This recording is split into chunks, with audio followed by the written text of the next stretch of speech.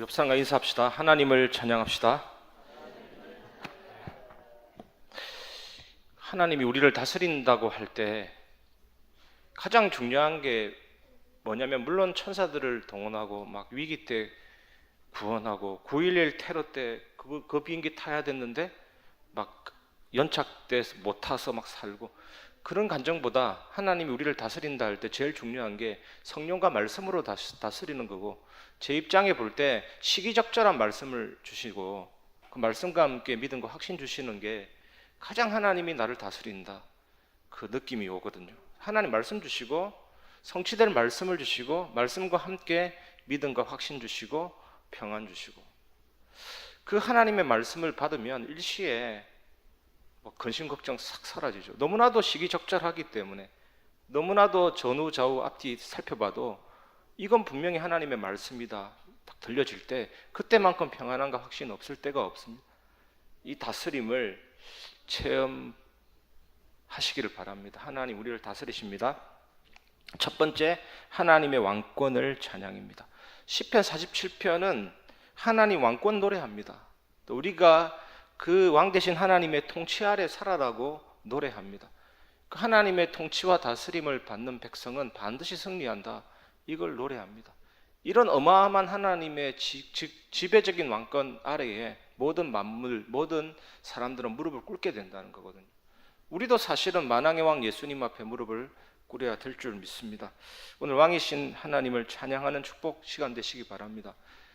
크로스비가 찬송가 288장에 천사들 왕래하는 것과 하늘의 영광 보리로다 고백했는데, 이것은 하나님의 왕권을, 하나님의 다스림을 노래하는 거거든요. 여러분, 늘 이 찬양이 떠나지 않게 되기를 원합니다. 오늘도 은혜 받으시기 바랍니다. 첫 번째, 시편 47편 1절, 너희 만민들아 손바닥을 치고 즐거운 소리로 하나님께 외칠지어다. 이게 뭡니까? 시편 기자가 모든 나라들을 향해서 예배하라고 요청하는 거죠. 이유가 뭡니까? 하나님만이 참된 신이기 때문입니다. 종교, 우상 전부 다 헛된 것입니다. 우상은 그 속에 귀신이 들어가는 거잖아요.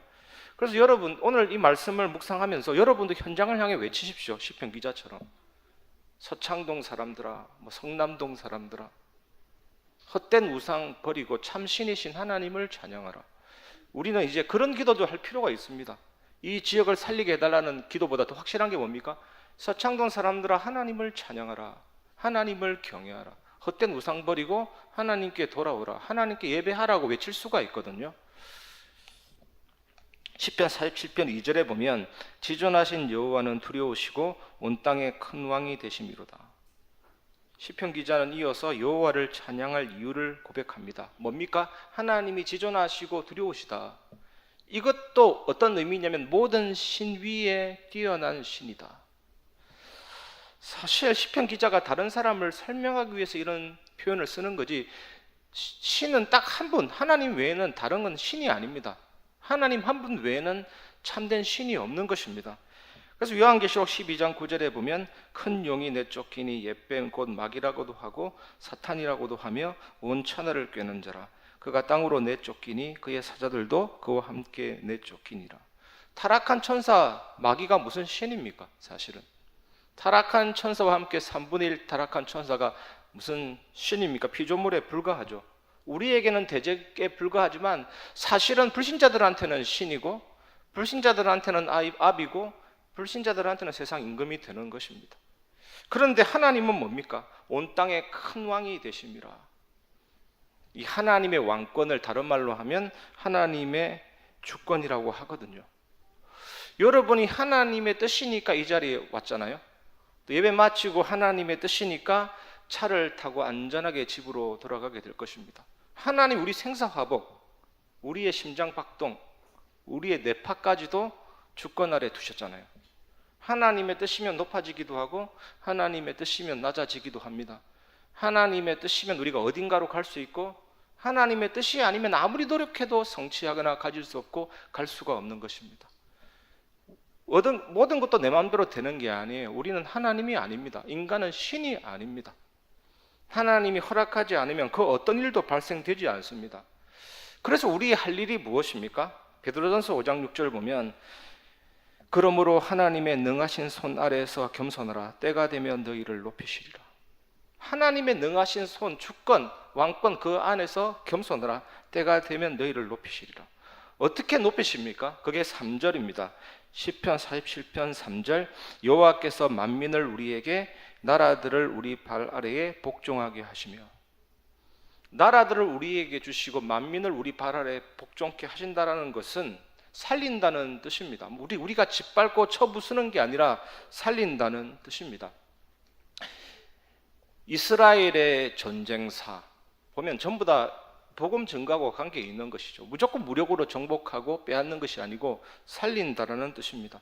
좀 더 영적인 눈으로 보면 시편에 보면 대적에 대한 승리, 악인에 대한 승리 전부 다 예수 그리스도의 승리를 예표하는 것입니다. 우리가 무엇을 붙잡아야 됩니까? 예수님이 십자가에 죽으심이 뭐냐? 죄, 사망, 사탄의 권세에 대한 결정적인 승리입니다.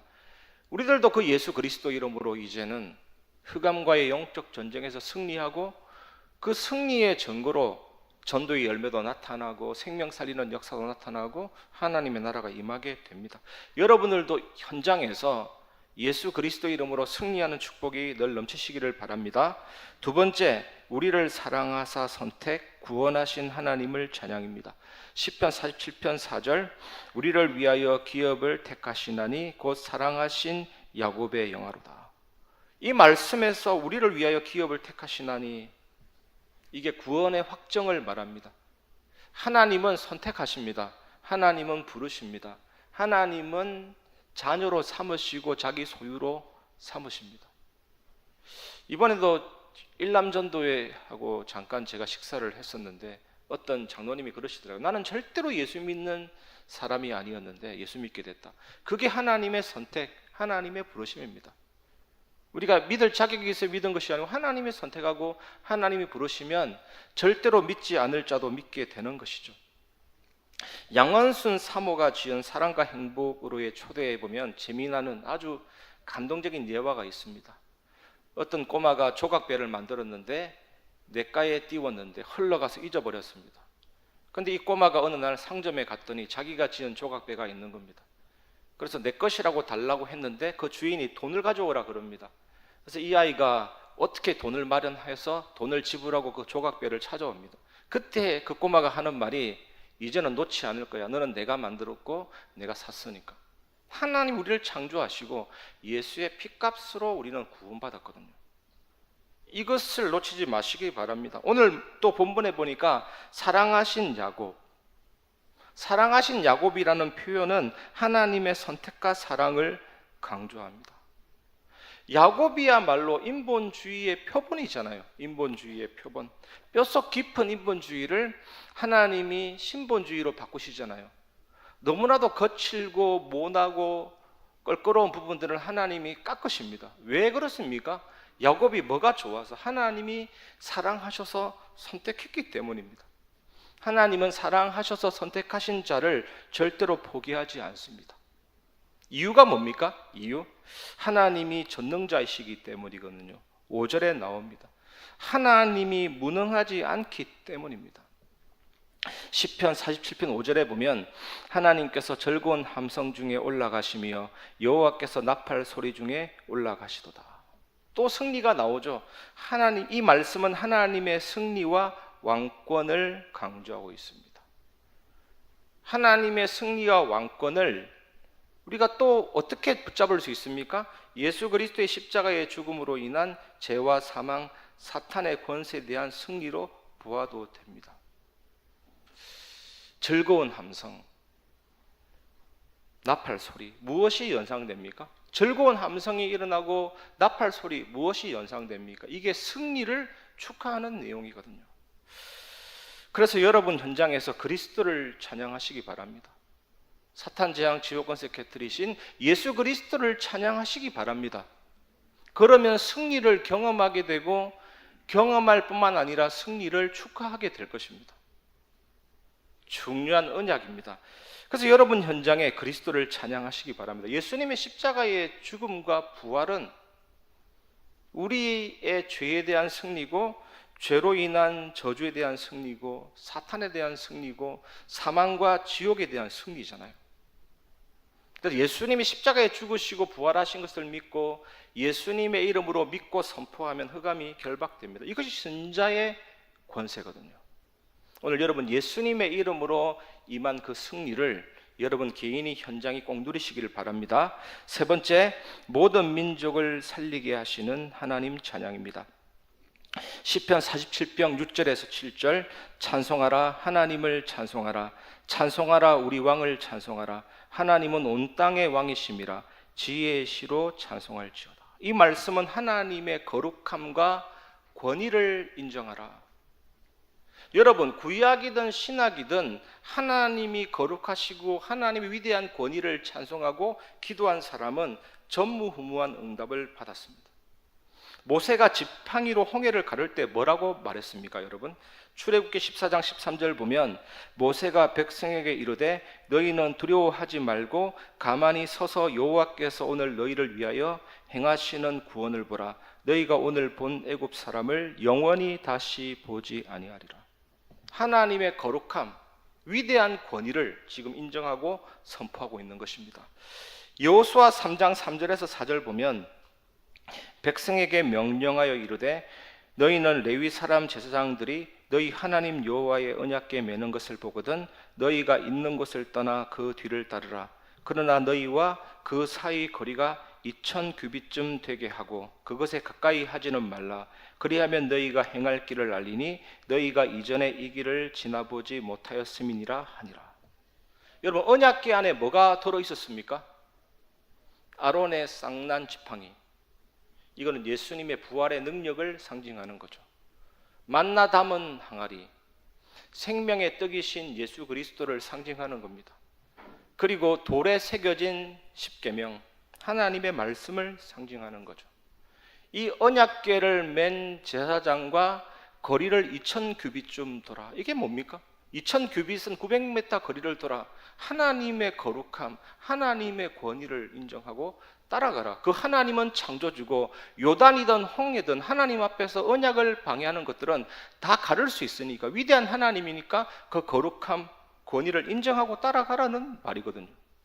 그 결과 어떻게 됐습니까? 요단이 끊어졌습니다. 이 우기 때가 되면 홍수가 범람해서 평상시에는 폭이 3, 4m인데 3, 40m가 되는, 수심도 4m 되는 그것이 끊어져서 상류로부터 이렇게 쌓아 올라간 것이죠. 그 홍해 요단길을 건너게 된 것입니다. 우리가 마태복음을 보고 있는데 이번 주에도 나옵니다. 사복음서에서 기적을 체험한 병자들의 신앙의 특징이 뭡니까? 다윗의 자손 예수여 나를 불쌍히 여겨주소서. 예수님의 그 엄청난 능력, 거룩함, 권위를 인정한 겁니다. 예수님이 하시면 당장이라도 치유된다. 그것을 인정한 거예요. 복음의 유일성을 인정한 그 현장에 하나님의 기적과 능력이 나타나게 되는 거죠. 이번 주간에 나오지만 마태복음의 많은 병자들은 단 한 번의 기회였습니다. 그것을 놓치면 안 되는 기회였지만, 물론 하나님께서 찾아가신 경우지만 우리에게는 영원한 기회가 온 것입니다. 그 예수님이 내 안에 계시니까 항상 은혜와 응답을 누릴 수가 있는 겁니다. 당장 뭐 달라는 기준보다 항상 치유를 누릴 수가 있습니다. 예수님의 이름으로 여러분이 이 축복 누리시기를 주님의 이름으로 축원합니다. 시편 47편 8절에 보면 하나님이 뭇백성을 다스리시며 하나님의 그의 거룩한 보좌에 앉으셨도다. 보좌. 여러분, 하나님이 보좌에 앉으셔서 뭐 합니까? 우리를 다스리십니다. 하나님의 보좌로부터 모든 축복이 시작이 됩니다. 그래서 우리가 기도할 때 성삼위 하나님께서 보좌의 배경으로, 영원하신 하나님이 주시는 응답이니까, 공간 초월하시는 하나님이 주시는 응답이니까, 전지전능하신 하나님이 주시는 응답이니까 시공간 초월의 응답이고 237 5천종족 살리는 빛의 역사를 내려주십니다. 그래서 하나님이 나에게 축복을 주시고 능력을 주시고 하나님의 뜻을 이루시거든요. 그리고 우리가 가는 길은 하나님께서 준비해 놓으신 것을 찾아 누리면서 인도받는 여정이고, 하나하나 정확한 세계 살릴 이정표 속에서 응답받고 행진하는 응답인 것이죠. 여러분, 그래서 우리가 할 일은 하나님 차원에는 이상 없습니다. 하나님으로부터 모든 응답이 시작이 되니까 우리가 하나님 앞에 나아갈 때 걸림돌을 버려야 됩니다. 하나님 안 믿는 불신앙 버리고 하나님과 방향 맞지 않았다면 하나님께로 유턴하고 내 방법 인본주의 버리고 동기 욕심 버리고 기도 속으로 들어가면 될 줄 믿습니다. 그래서 여러분 아침에 일어날 때, 점심때, 밤에 제가 조금 체험해 보니까요, 아침에 힘 얻으면 그 힘을 가지고 기도한 영적인 힘을 가지고 사람 말을 듣고 보고 판단하기 때문에 나에게서 나가는 게 다른 것이죠. 그리고 밤에 하던 일 멈추고 기도하고 묵상하고 은혜를 체험하면 그 자체가 치유가 됩니다. 이 삼집중 속에서 내가 온전히 치유되고 응답의 주역이 되는 것입니다. 내가 응답받으면 살리게 되거든요. 지키게 되거든요. 파수하게 되거든요.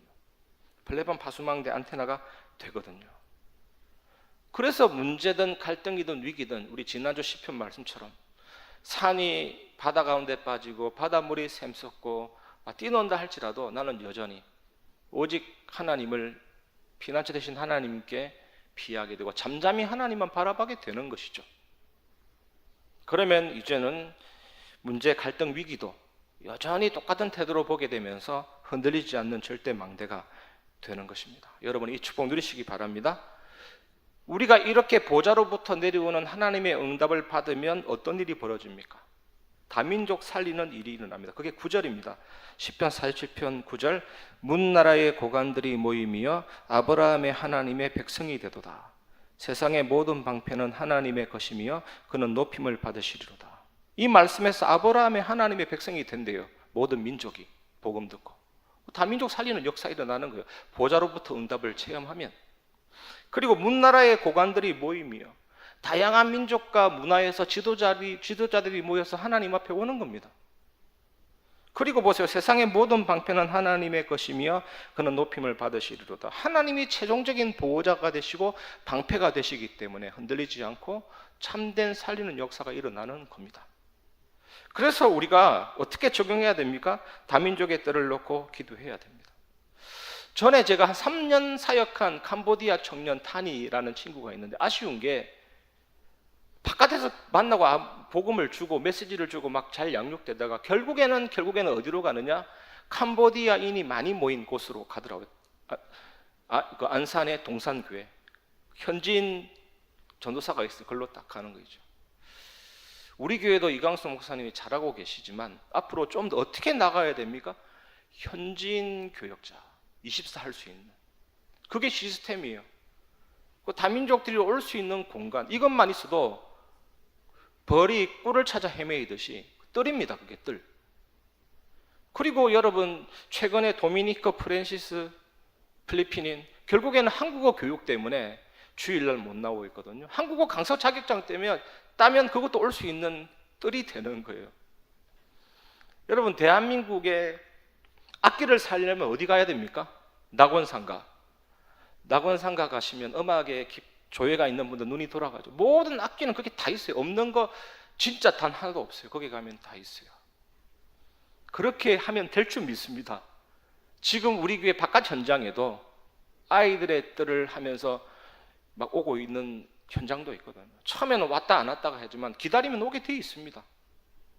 우리 병든 자를 놓고 뭔가 좋은 공간을 놓고 치유 시설을 갖추고 치유에 가는 24 제자가 있다면 올 수 있는 것이죠. 이 뜰이라는 단어가 중요합니다. 다민족 복음은 어떻게 합니까?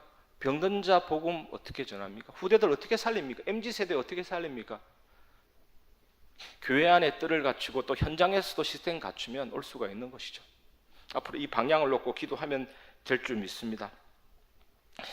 마지막 결론 말씀드리겠습니다. 영적인 싸움, 전도, 승리를 누리는 비밀입니다. 여러분 그리스도를 믿는다는 것은 포로 상태에서 석방된 것하고 똑같아요. 여전히 싸움 중이고 영적인 전쟁 중이죠. 이제 하나님의 자녀 됐으니까. 그런데 서서 대적하는 것은 방어 전략입니다. 복음과 기도와 전도로 이제는 살리는 것이 공격 전략이죠. 그래서 하늘과 땅의 모든 권세 가지신 주님이 땅 끝까지 제자 삼으라 그랬잖아요. 이제는 그쪽으로 나아가는 참된 응답을 체험하게 될 것입니다. 그래서 하반기 때는 다른 것 말고 사실 우리 교회 300, 400명 성도가 이제는 태신자를 놓고 기도하고 세신자를 놓고 기도하고 옆집을 놓고 기도하고 앞집을 놓고 기도하고, 그게 사실은 전도의 최고 중요한 거예요.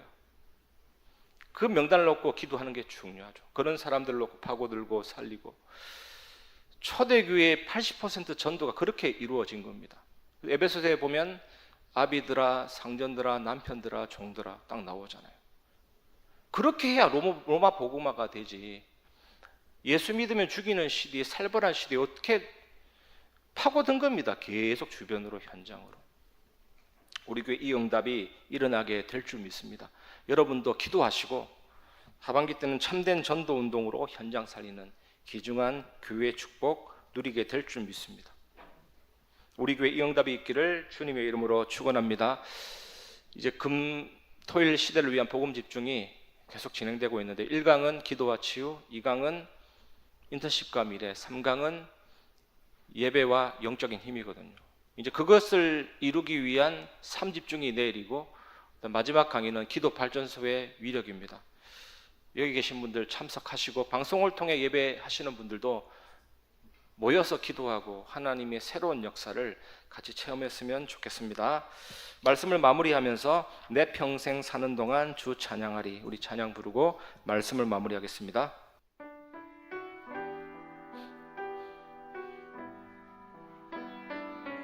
내 평생 사는 동안,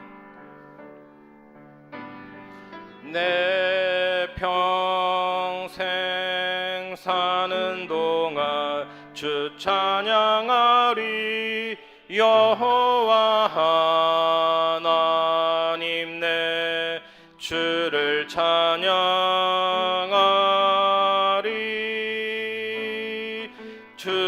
주님을 묵상함이 즐겁도다. 내 영혼 주 안에서 참 기쁘리. 내 평생 사는 동안 주 찬양하리. 내 평생 사는 동안 주 찬양하리, 여호와 하나님 내 주를 찬양하리. 주님을 묵상함이, 주님을 묵상함이 즐겁도다. 내 영혼 주 안에서 참 왕이신 하나님 찬양합니다. 내 영혼아 주님을 송축하라. 내 영혼아 주님을 송축하라. 내 영혼아 주님을 찬양하라. 내 영혼아 주님을 송축하라. 내 영혼아 주님을 송축하라. 내 영혼아 주님을 찬양하라. 우리 마음을 다하여 고백합니다. 내 영혼아 주님을 송축하라. 내 영혼아 주님을 찬양하라.